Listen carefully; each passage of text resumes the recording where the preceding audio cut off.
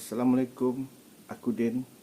Korang sekarang berada dalam siaran Puaka.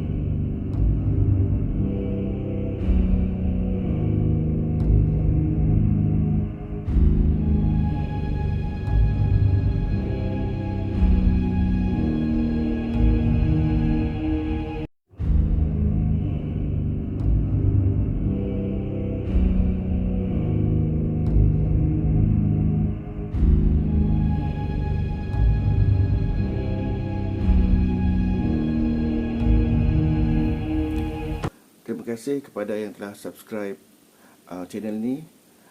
Terima kasih juga kepada yang telah like, share, dan terima kasih juga kepada yang telah meninggalkan komen di dalam video-video sebelum ini. Terima kasih.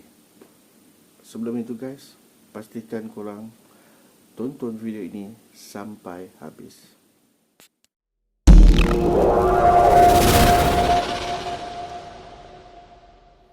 Okey. Cerita kali ini adalah pengalaman seram aku semasa bertugas sebagai projectionist dekat sebuah pawagam di Kuching, Sarawak. Kisah ini berlaku sekitar tahun 2004. Pada masa tu aku mendapat tugas sebagai person in charge kat room projector. Semua mesin dan filem serta 3 trainee projectionist adalah di bawah tanggungjawab aku, dan kita orang akan putarkan filem mengikut jadual movie. Untuk pengetahuan korang, mesin projektor pada masa tu still guna mesin yang agak lama, dan semua movie adalah dalam bentuk filem yang disambung daripada reel ke reel sehingga menjadi gelung filem yang besar. Kalau korang subscriber Ashraf channel, korang confirm tahu yang Ashraf ni pernah kerja pawagam juga. Dia mesti tahu macam mana kerja kat projectionist room. Okey, nak dijadikan cerita juga, projector room ni berada di tingkat yang paling atas dan paling terpencil. Kalau kat pawagam yang aku kerja ni memang kecil, tapi memanjang dan terdapat 4 mesin projector untuk 4 hall. Oleh kerana bilik ni kira yang terlarang, bilik terlarang, so hanya yang berkenaan sahaja yang boleh naik dan masuk bilik ni. Okey, pada masa 2004 tu, usia pawagam ni kira boleh tahan lama lah. Macam-macam cerita aku dengar dan aku alami, dari kelibat hitam besar sampai ke penampakan amoy dengan congsan merah berdiri di hujung projektor tu. Tapi cerita yang aku pilih untuk ceritakan sekarang adalah kelibat hitam di dalam hall pawagam. Hari tu movie berjalan seperti biasa, tak ada benda yang aneh. Aku, Joe, Nas dan Osman lempaklah sementara tunggu nak on mesin untuk tayangan pukul 7.15 malam. Pukul 7.05 malam, aku kena pastikan yang mana hold on dan yang mana cancel atas sebab kurang dari 5 orang beli tiket. Aku call lah ticketing counter nak pastikan hold mana yang nak on dan cancel. Okey, ticketing jawab semua hold on kecuali hold 2. Hold 2 cancel. So aku arahkan seorang budak trainee aku si Joe ni buka balik filem kat mesin hold 2, sebab pukul 9 nanti movie lain nak main kat mesin tu. Joe balas kat aku, biar betul tak main. Tu kat bawah tu ada 5 orang tu apa? Tanya Joe sambil berdiri dekat tingkap kecil dekat mesin projektor tu. Betul tak? Aku fikir ada 5 orang penonton beli tiket, kira on lah. Salah masuk hold code, aku fikir balik. Tanpa double checking, aku call balik ticketing. Aku minta budak-budak foyer untuk masuk dalam hall dan cek kod-kod customer salah masuk hall. Budak ticketing pula confirmkan lagi dengan aku hall 2 memang tak main. Okay, so aku arahkan sekali lagi kat Joe untuk tukar filem dekat mesin hall 2 tu dan offkan lampu bila customer yang tadi keluar.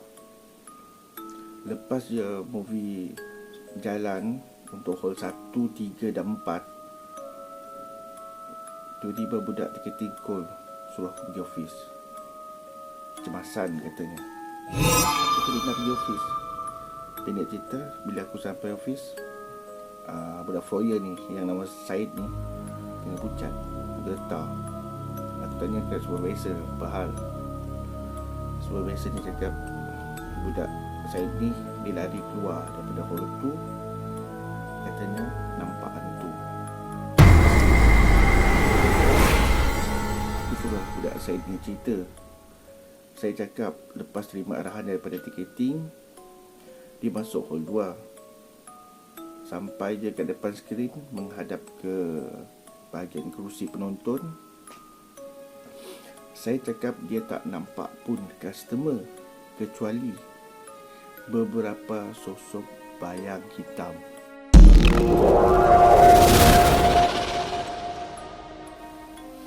Bayang hitam ni lari ke kiri dan ke kanan menembusi dinding hall 2 tersebut. Dari cerita Syed ni, makhluk tu hitam dari kepala sampai ke bawah, tapi dalam bentuk bayang. Dah tu lari menembusi dinding. Memang goyanglah Syed ni. So aku suruh Syed berehat dulu dalam office. Aku kembali ke projector room dan tanya pula dengan si Joe. Joe cakap dia just tengok sekali imbas je. Kalau kau perasan tingkap dekat projector room ni kecil dan lampu dalam hall bukan terang sangat. Joe just nampak dari atas 5 hitam macam rambut, macam kepala orang. So dia ingat tu kepala customer lah. Tak tahu pula rupanya tu makhluk lain. Okey, malam tu habis je semua show, tak ada satu pun budak foyer ni nak masuk dalam hall untuk checking. Semua pakat, customer keluar, dia orang pun balik. Dia orang biarkan makcik cleaner je bersihkan hall tu besok. Okey, sekarang cerita kedua pula. Cerita kedua ni kali ni terjadi kepada customer. Okay, customer yang kena ni dia customer couple, boyfriend and girlfriend. So malam tu aku masih ingat lagi last show ada pukul 9 malam. Akan tamat pada pukul 11 macam tu lah. Last movie. Okay, bila last movie dah jalan pukul 9, semua buat closing dari keniba sampai ke ticketing. Tapi sebagai projectionist, kita orang memang paling last sebab nak tunggu filem tu habis. Pukul 11 sekarang. Filem habis pula kena tunggu lagi untuk cool down mesin. Lepas cool down mesin dalam 30 minit macam tu, baru boleh tutup panggung, kuncikan pintu dan baru boleh balik. Nak cerita sikit, power gam yang aku kerja ni di atas shopping mall. Okay. Dan di atas power gam kita orang pula ada bowling center. Selain daripada pintu akses dari menuju ke lift, ada satu lagi tangga dan pintu akses direct daripada power gam ke bowling. Okay. Itu untuk sekadar info untuk siapa-siapa yang tahu dekat mana power gam ni, dia diam je lah. Yang mana tahu tahulah. Bowling center pula pada malam tu ada tournament. So kira tutup lewat lah, lebih kurang dalam pukul 2 atau pukul 3 pagi. Sedangkan kita orang habis movie dan tutup panggung dalam pukul 11.30 macam tu lah. So aku dapat cerita lain, boleh balik. dalam pukul 12.30 malam. Waktu tu kita dah balik semua, pintu semua dah kunci, lampu ada sebiji dua je buka. Okey, pukul 12.30 malam customer couple ni dia datang balik. Okey, dia datang balik sebab beg sandang girlfriend dia ni lupa kat hall 3. Kalau aku tersilap lah, hall 3. Boleh kerana pintu dekat lift tu aku dah kunci. Okay, so couple ni dia orang naik pergi ke bowling center. Masa tu masih buka, masa tournament. Sebab macam aku cakap tadi, ada satu lagi entrance yang menghubungkan bowling dengan pawagam. Pintu tu pula kuncinya dia pegang dengan pihak bowling. Okay, so couple ni dia minta lah kat budak-budak bowling kan, so buka pintu tu dia nak pergi ke pawagam.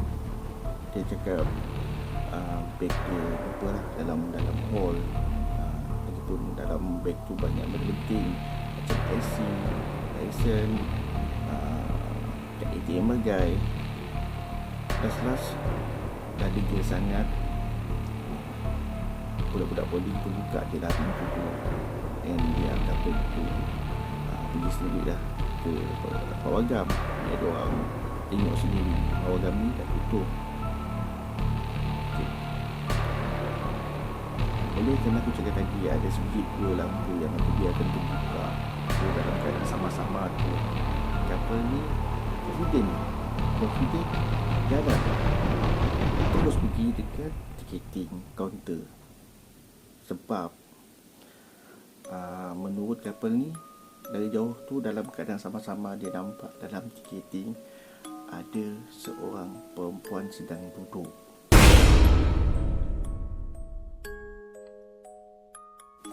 Perempuan tu rambut panjang, baju putih, duduk dalam gelap-gelap dalam sama-sama.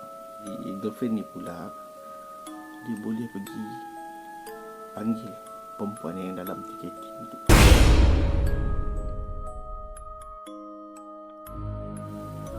Excuse me, miss, boleh kasih masuk ke? Beg saya lupa lah kat dalam, cakap si girlfriend tu. Perempuan tu diam. Perempuan yang didakwa dalam ticketing tu diam.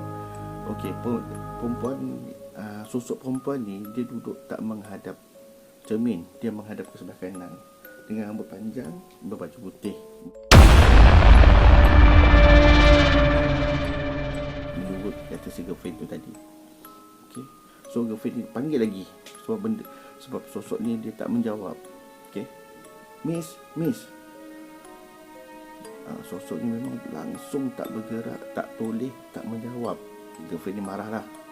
Dia bawa boyfriend dia naik balik pergi ke bowling. Sampai dekat bowling, habis budak bowling kena marah. Dia tak parti perempuan yang duduk dalam kaunter ticketing tu kurang ajar. Dia tak menjawab, toleh pun tak nak. Budak-budak bowling pergi tercengang lah, memang tak boleh brain. Dia orang tahu yang pawagam tu dah tutup. Dia orang dah biasa, dia orang dah tahu dah pawagam tu memang dah tak ada orang jam tu, memang dah tutup, dah kunci. Macam mana pula boleh ada perempuan dalam ticketing? So slow lah budak-budak bowling ni pujuk couple ni, suruh datang balik besok pagi pukul 7 sebab masa tu dia dah sampai dan akan cuci panggung. Dia orang pun ada akses untuk masuk, ada kunci semua bagai, so boleh minta tolong dengan dinner besok pagi. Okay. Pendek cerita, couple ni pun baliklah. Walaupun hati tak puas hati, masih marah-marah, dia orang balik. Tapi besok pukul 7 pagi couple ni datang balik. Yang ni menurut cerita daripada cleaner pula. Okay, couple ni datang balik ngam-ngam. Makcik cleaner ni baru je nak kerja. Okay, belum masuk lagi dalam hall. Okay, datang couple ni. So makcik tu cakap, kalau ada bang lupa sini dah ambil dalam hall. Cakap hall mana? Hall 3. Okay, masuk je lah. Tapi daripada cerita makcik cleaner ni, okay, yang couple ni tak berani nak masuk dekat hall. Dari raut muka diorang memang nampak takut. magic cleaner tu yang masuk dalam, ambilkan beg tu, keluar. Tak ada benda yang hilang, semua masih elok. And couple tu terus belah. Aku pasti sosok perempuan yang duduk dalam tiketing tu dah ikut dia orang. And kacau dia orang malam tadi.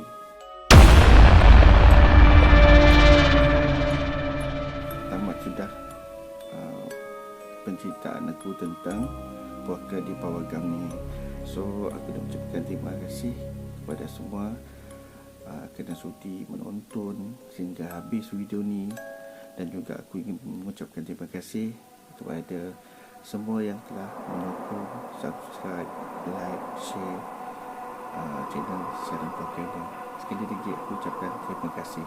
Jumpa lagi di video akan datang.